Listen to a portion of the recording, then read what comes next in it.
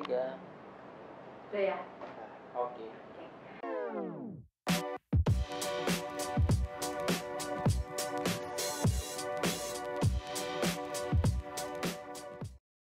Assalamualaikum, hai, hello.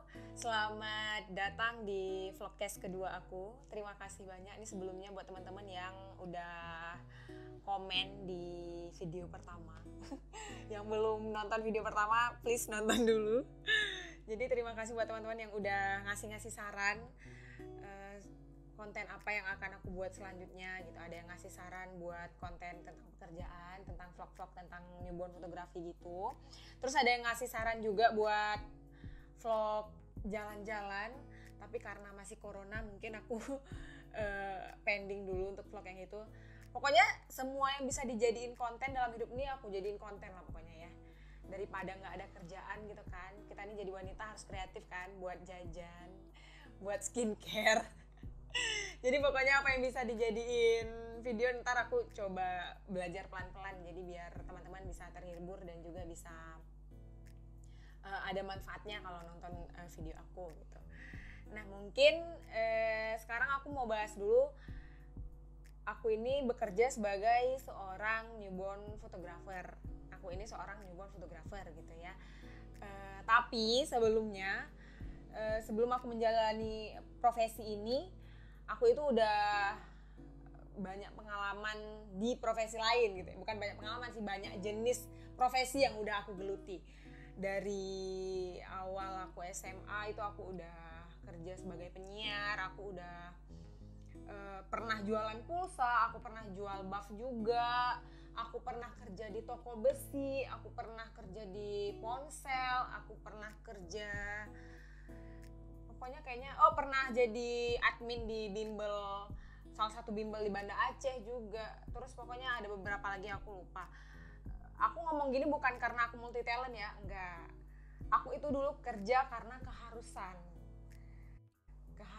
Bung, keharusan untuk dapat uang. Karena ya aku tipe orang yang nggak bisa diam gitu. Jadi apa yang bisa dikerjain ya aku kerjain aja, yang penting dapat penghasilan, dan pokoknya tipe yang nggak bisa diam di rumah aja udah gitu. Dan juga aku selama hidup aku nggak punya sesuatu hal yang bisa dijadikan prestasi tinggi gitu. Contohnya misalnya aku jadi atlet juga atlet nanggung gitu ya. Aku pernah jadi atlet dayung, tapi itu cuma sampai tahap nasional dan cuma sekali lolos di nasional, selanjutnya udah berhenti gitu. Jadi di kehidupan aku setelah menikah, aku janji sama diri sendiri kalau misalnya aku nggak mau ngelakuin sesuatu hal itu setengah-setengah gitu. Jadilah aku sekarang menjadi seorang newborn photographer yang memang dengan niat yang penuh dan full dan bulat gitu. Jadi sebelum aku jadi fotografer ini, aku sudah bekerja sebagai karyawan swasta di salah satu perusahaan swasta di Banda Aceh, dan itu kerjanya adalah aku jualan semen, geng. Aku itu jual semen. Gimana ceritanya bisa pegang bayi setelahnya gitu ya. Jadi aku sebagai seorang pekerja di distributor semen awalnya, setelah aku tahu hamil dan punya anak, aku itu kepikiran untuk fotoin si bayi kan. Jadi ceritanya di Banda Aceh dulunya belum ada fotografer newborn yang khusus memang di newbornnya gitu. Kalau nggak salah sih dulunya itu cuman ada foto baby. Nah aku pengennya yang fotonya itu memang bener-bener yang seperti newborn kayak di luar negeri gitu. Jadi ya kebetulan suami bisa kamera. Ya kalau aku sih memang masih nol ya, pengetahuan kamera aku itu masih sangat-sangat nol. Jadi ceritanya aku sama suami berniat untuk fotoin anak aku sendiri, dan belilah properti seadanya gitu. Aku beli pokoknya keranjang seadanya, pokoknya niatnya untuk fotoin anak aja lah, enggak untuk jadi newborn photographer gitu, enggak. Sebelum aku fotoin bayiku, sebelumnya itu aku pernah fotoin anak kakak ipar itu, tapi di usia bayinya udah 2 bulan gitu, dan masih memang dengan peralatan seadanya. Lensa pun aku sewa dulunya, lensa sewa, lightingnya pun pakai lampu belajar, dan yang posein pun maknya ya, yang tidurin, yang telungkupin itu mamanya sendiri.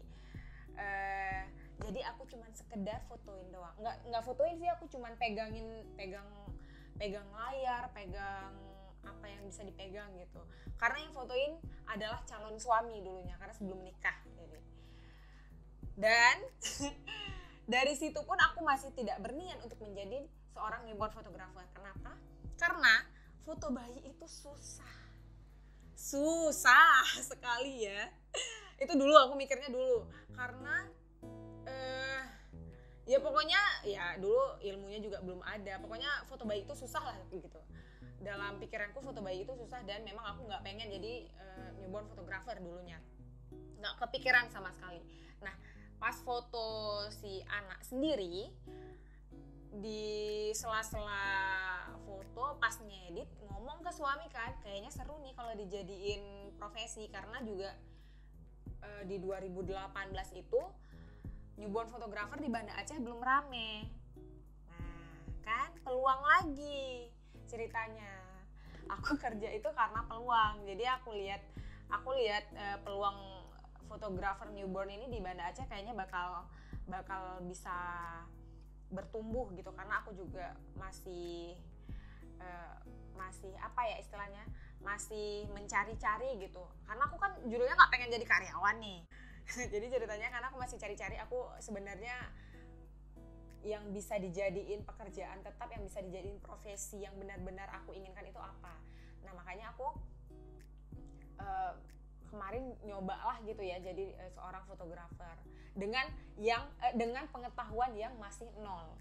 Aku masih kameranya masih nol, aku masih nggak ngerti apa itu ISO, aku nggak ngerti sama sekali cara atur-atur shutter speed atau apalah itu namanya, aku sama sekali nggak paham.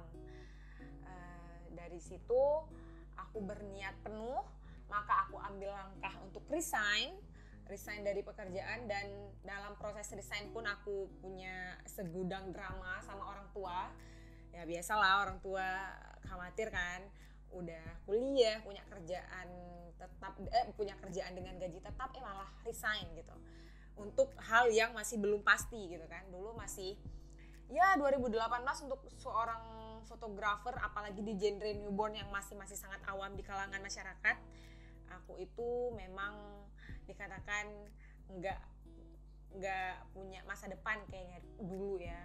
Dari situ berniatlah aku untuk benar-benar jadi seorang newborn fotografer yang profesional. Jadi aku ambil langkah untuk ikut workshop newborn. Aku benar-benar belajar yang dari YouTube, dari buku, pokoknya semua media yang bisa support untuk aku belajar, aku pelajari aja semuanya. Dan aku juga ikut workshop dari fotografer luar negeri, fotografer dalam negeri juga, sampai sekarang juga menjadi panutan aku. Dan sampai sekarang pun di titik ini pun aku masih sangat butuh belajar banyak untuk menjadi menjadi pantas disebut sebagai seorang newborn photographer gitu.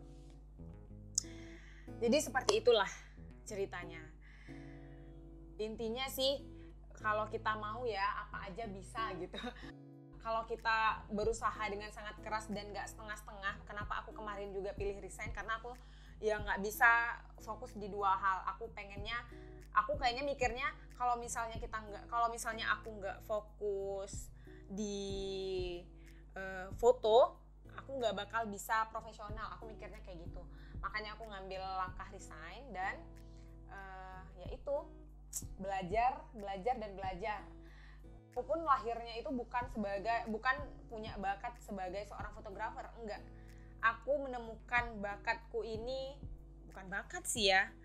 Aku menemukan passionku ini di umur yang ke-25. Jadi aku rasa teman-teman di luar sana yang pengen jadi fotografer pun, yang memang selama ini aku banyak terima DM juga pengen bisa kamera tapi masih nol pengetahuannya, tenang Bung, Anda tidak sendirian. Saya pun awalnya seperti itu. Jadi nggak masalah, intinya kalau misalnya teman-teman mau belajar, aku yakin semuanya pasti bisa. Saya Fani, see you next video. Bye-bye.